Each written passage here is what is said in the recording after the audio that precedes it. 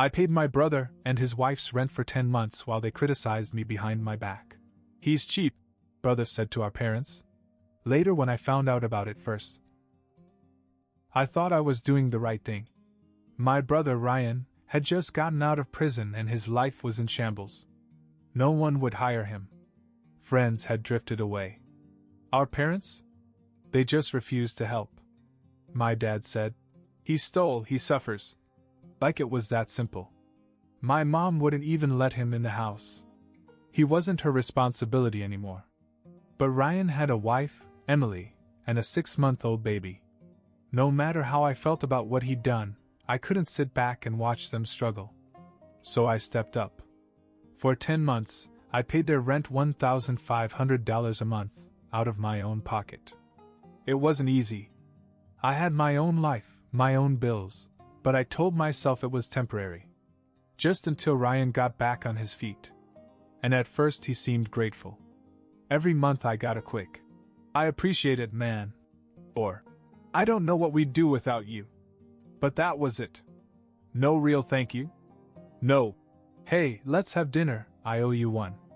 Just those dry, obligatory texts when the money hit his account. Still, I ignored them. He was going through a hard time. I didn't do it for praise. I did it because I thought it was the right thing to do. Then, a year after I stopped paying, I was at my parents' house for dinner. Just a normal night. We were eating, talking about nothing, when my dad suddenly said, "You know Ryan always called you cheap, right?" I froze in mid-bite. "What?" "Yeah," he said, still concentrating on his plate like it was nothing.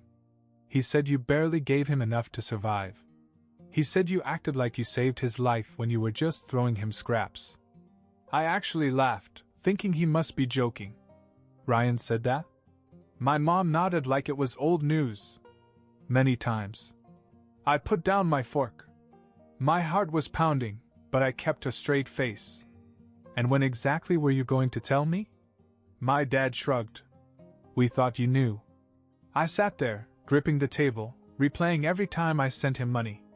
Every month I made sure his wife and child had a home while he sat there talking trash behind my back. Calling me cheap? Like I owed him more? Like I hadn't done more than enough? I should have been done with him right then and there. I should have cut him off, blocked his number, and moved on. But I didn't. Because I had no idea this was just the beginning. I barely touched my food after that. I replayed what my parents had said over and over in my head. Ryan called me cheap?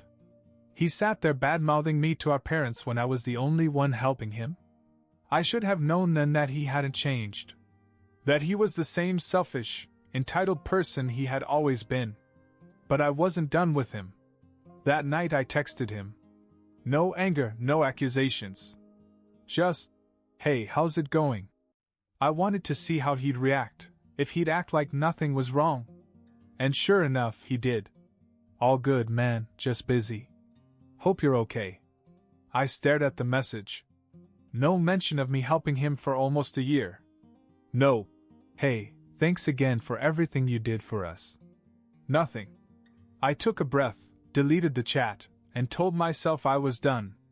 And I thought I was until 2 months later, when I got a call from my bank about a loan I never took out.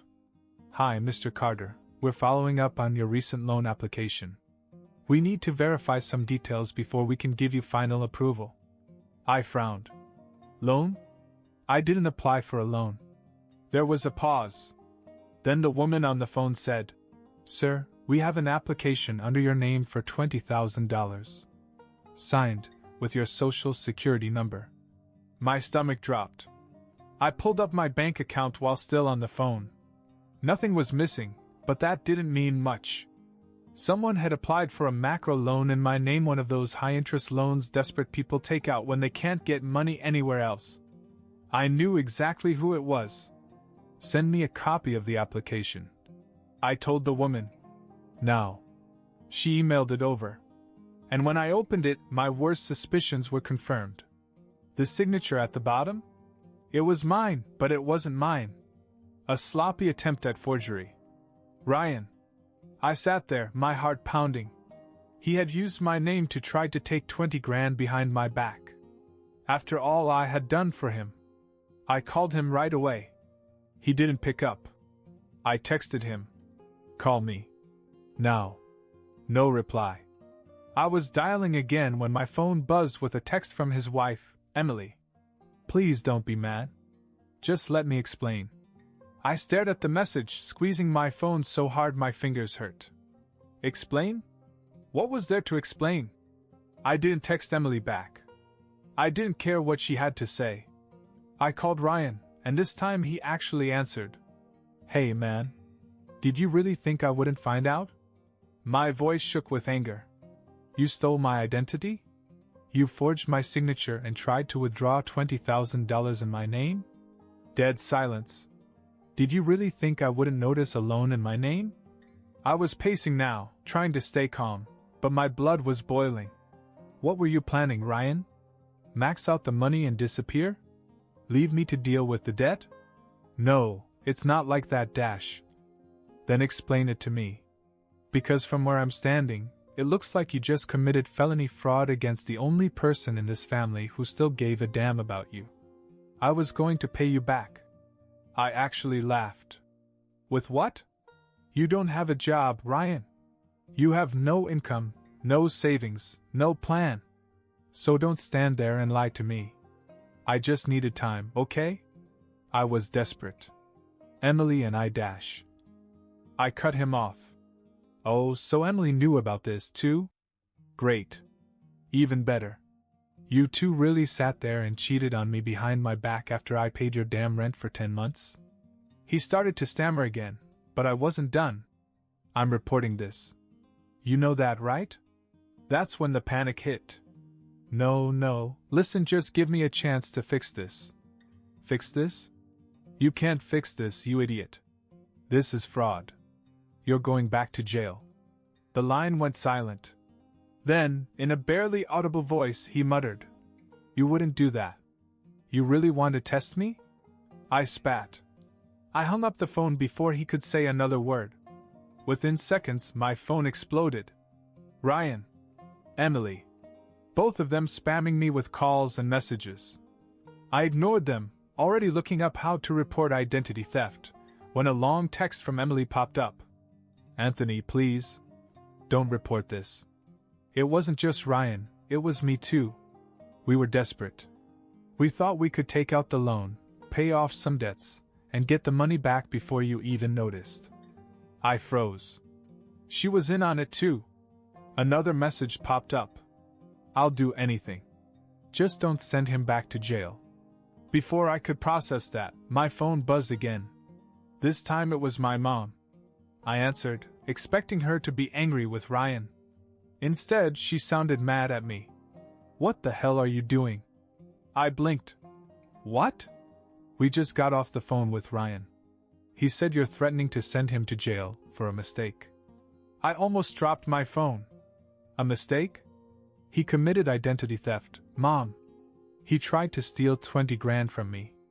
And what good is sending him back to jail? She snapped. I couldn't believe what I was hearing. You and Dad refused to give him a dime. You said he deserved to fight. But now that I'm the one he screwed over, you're taking his side? He's your brother, Anthony. And he's a damn criminal. He has a family. A wife and a baby. Yeah? And whose fault is it that he put them in this situation? My mother continued to speak, but I didn't hear a word she said, because at that very moment, my doorbell rang. I looked at the security camera. It was my parents. And they looked angry. I stared at the camera feed of my parents standing on my front porch, my mother pacing, my father standing stiffly with his arms crossed. They didn't just look angry. They looked ready for war. I yanked the door open before they could even knock. You better be here to tell me you're on my side, I said. My mother pushed past me into the house like she owned the place. What's wrong with you, Anthony? I closed the door and turned to face her. Oh, I don't know, Mom. Maybe the fact that your other son tried to steal 20 grand from me? Maybe the fact that the only reason you even care is because he's whining to you about it instead of admitting it like a damn adult? Ryan made a mistake, she snapped. I let out a bitter laugh. A mistake is forgetting to pay someone back. This is felony fraud. My dad finally spoke up. He was desperate. You don't kick a man when he's down, Anthony. I looked at him as if he had grown 3 heads. That's funny coming from you. Weren't you the one who said he stole, he suffers? Wasn't it you who refused to give him a penny when he got out of prison? He didn't say anything. He just clenched his jaw. I scoffed. So let me get this straight. If you refuse to help him, he deserves it. But if I refuse to let him commit fraud under my name, I'm the bad guy. My mother sighed, as if I was being unreasonable. We're family. Exactly, I snapped. And maybe Ryan should have remembered that before he screwed me over. Then my dad did something that really shocked me. He pulled an envelope out of his jacket and tossed it on my coffee table. That's 10 grand, he said. I frowned. So? Drop it. Don't report him. Take the money and let him go. I actually laughed. You think you can bribe me to forgive this? Call it what you want, he said. But I will not let you send my son back to prison. I stared at him. Your son? He didn't say anything. But the message was clear. Ryan was his son. And I wasn't. I shook my head. Unbelievable. I grabbed the envelope and shoved it back into his hands. Keep your money. I don't want anything from you. My mother's eyes went wide. Anthony, please. No, I said, stepping back. Ryan had one person left who still believed in him. Me. And look what he did. He burned that bridge. I pointed at the door. Now get out.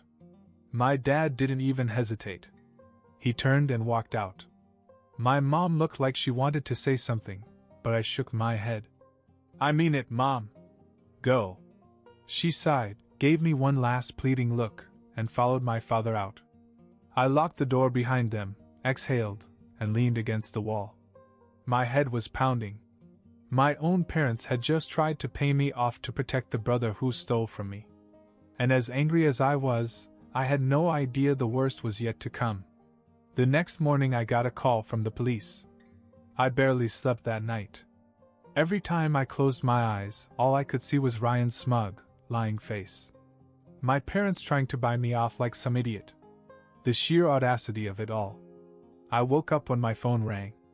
Unknown number. Normally I wouldn't answer it, but something in my gut told me to pick it up. Is this Anthony Carter? The voice was serious. Official. Yes. Who's this? This is Officer Reynolds from the Metro Police Department. We need you to come down to the station for questioning. I shot up in bed. Questioning? For what? We received a report that you were involved in an identity fraud scheme. We'd like to ask you some questions. I blinked. My mind short-circuited. Wait. You think I'm the one who committed fraud? We can discuss that when you arrive, sir. Are you available this morning? I gripped the phone so tightly my hand hurt. I'll be there in 30 minutes. I dressed so quickly I barely remembered what I put on. My thoughts were racing. This was Ryan. This had to be Ryan. But I didn't understand. Why would he report me? The moment I entered the station, I saw him. He was sitting in the waiting area with Emily by his side, fake concern plastered all over their faces. I walked right up to him. Are you out of your mind? Before he could answer, an officer stepped in. Mr. Carter, this way, please. I followed them into a small room and sat across from a detective. He had a file in front of him with my name on it. I crossed my arms, trying to keep my cool. Okay, I said. Tell me exactly what Ryan told you. The detective leaned back. We got a report that you took out several loans in Ryan's name and tried to pin it on him. I let out a sharp, bitter laugh. So let me get this straight. He commits identity fraud against me, and when I don't roll over, he tries to pin the whole thing on me? The detective raised an eyebrow. So you're saying he's lying? Obviously. I leaned forward. I have proof. The bank called me directly about the loan in my name. I have emails. I have documents. You want to see a copy of the forged signature? It's the worst forgery you'll ever see. I pulled out my phone, opened the email from the bank, and slid it across the table. The detective studied it. Then he frowned. You got this straight from the bank? Yes. He nodded. All right. Stay put. He left the room and I sat there tapping my foot, feeling like I was about to explode. I wasn't even surprised that Ryan pulled this off. What shocked me was how quickly he moved. The second he realized I wasn't backing down, he flipped the script and ran straight to the cops. 20 minutes later, the detective returned. This time he wasn't alone. Another officer was with him. And the moment they sat down, I saw it. The change in their faces. Ryan had just fucked himself. Mr. Carter, the detective said. Looks like your brother left out some important details. I leaned back. Yeah? What a shocker.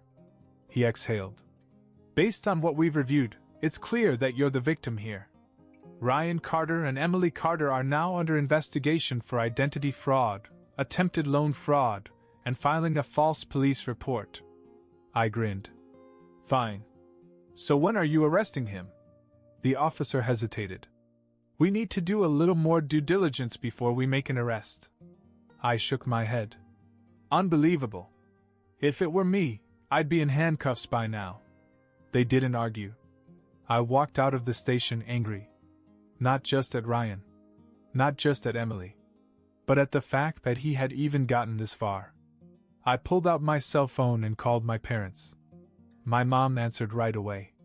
Anthony, have you talked to the police? Please tell me you're going to let this go. I laughed. Oh, I talked to them, all right. And now Ryan and Emily are being investigated. So congratulations, Mom. Your golden child? He's going down.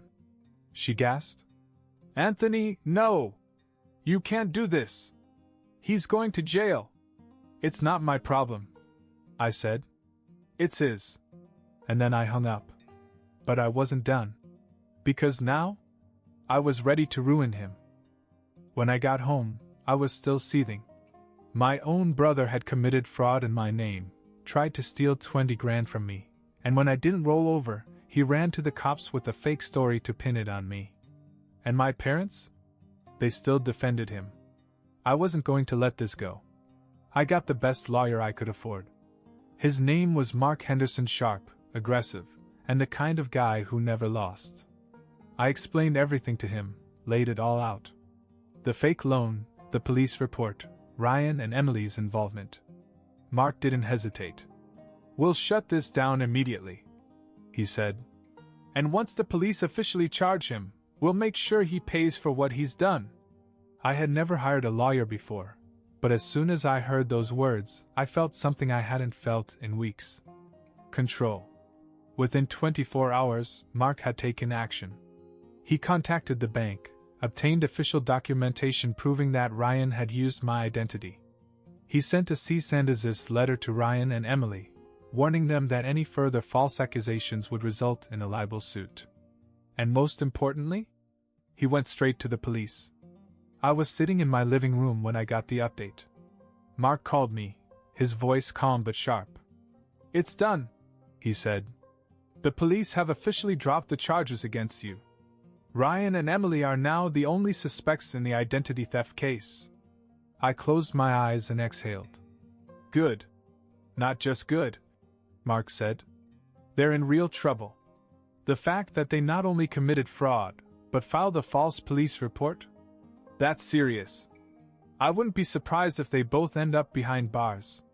I grinned. Perfect. But just when I thought I had won, my phone buzzed with a text message. I stared at Emily's text. Ryan's in the hospital. I wasn't stupid. I wasn't going to fall for some guilt trip. I ignored the message. But 10 minutes later, my mother called. This time she was crying. Anthony, please. Ryan collapsed. He's in the hospital. You have to come. I hesitated. I wanted to believe this was another manipulation, Another attempt to get me to back off. But something in her voice, it didn't sound fake. I sighed. What happened? She sniffled. He had chest pains all night. Emily said he was stressed, panicked. Then this morning he fainted in the kitchen. I didn't say anything. Anthony, please, she whispered. He's your brother. That line didn't work on me anymore. But against my better judgment, I grabbed my keys and drove to the hospital. When I got there, I expected to see Emily crying in the waiting room. Maybe my dad pacing. But what I didn't expect, my dad wasn't there. I walked over to my mom. Where's Dad? She didn't look at me. He's not coming. I raised an eyebrow. What? She let out a shaky breath. He's done with Ryan. He told me that if Ryan was stupid enough to end up in the hospital because of his own mess, then he could handle it on his own. I blinked. This was the same man who had literally tried to bribe me into letting Ryan go. And now? He was washing his hands of him. Before I could answer, Emily walked up. Her face was pale, her eyes puffy. He wants to see you. I almost laughed. Me? She nodded. Please, Anthony. He's not well. I sighed, ran a hand over my face, then followed her into the room.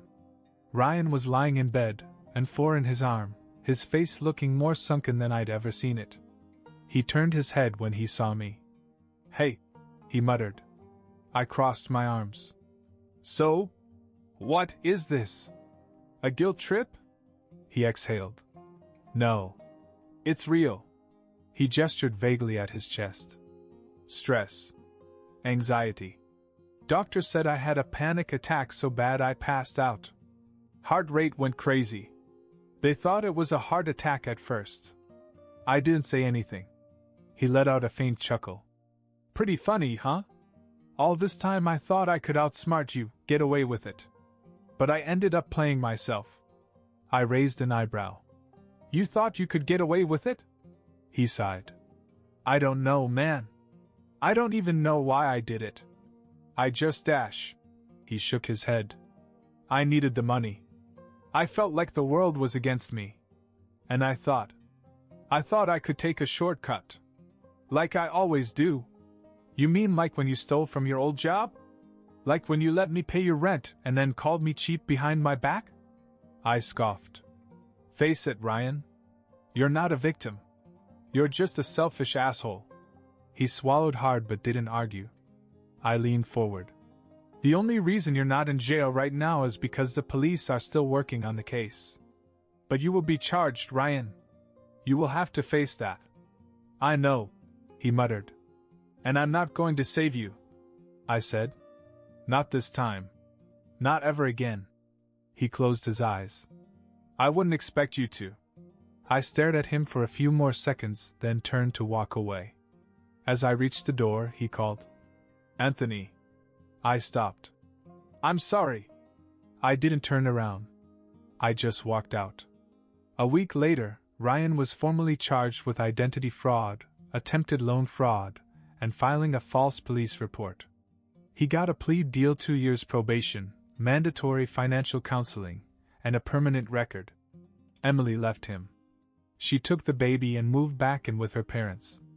My mother begged me to talk to him, but I refused. I wasn't angry anymore. I was just done. Ryan had spent his whole life thinking he could lie, cheat, and manipulate his way out of consequences. But this time he finally had to pay the price.